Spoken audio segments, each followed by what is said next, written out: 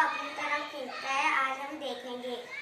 Plastic का glass नहीं खींचता, कपड़े का रुमाल नहीं खींचता, लकड़ी का टुकड़ा नहीं खींचता,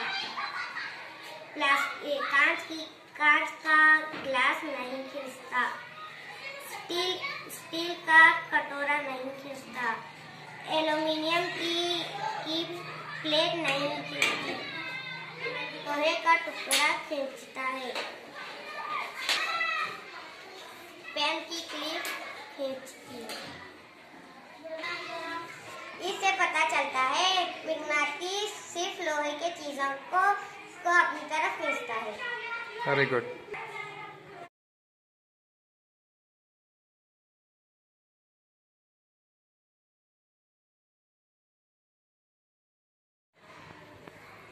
आप देख सकते हैं कि क्लिप जो है लोहे का वो मैग्नेटिक के असर से हवा में किस तरह लटका हुआ है।